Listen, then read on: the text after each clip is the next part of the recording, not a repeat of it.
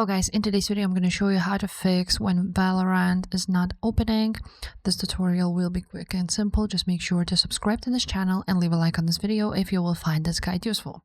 So first things first, you want to go ahead and open up your task manager, and here you want to find Riot Games or Valorant.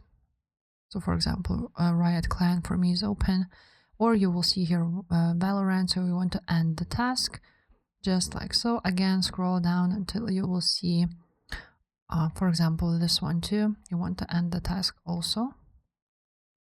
And after that, once you will search for all of those and end the task, then you can go ahead to your local disk of Riot Games. So local disk, then Riot Games, then choose a Valorant Live. After that, shooter game, binaries, and Win64.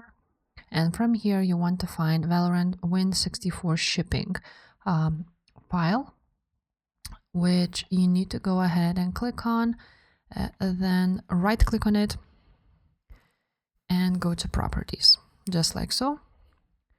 After this, this will pop up. You want to click on compatibility and disable full screen optimizations. Click apply and OK.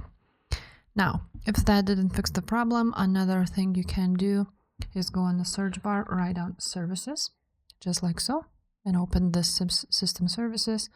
And on this one, you want to click V and find the VGC file.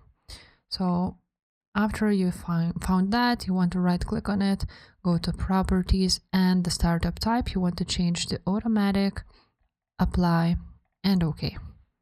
And that's it. That should have fixed the problem. If this video was helpful, make sure to subscribe, and I will see you next time. Bye.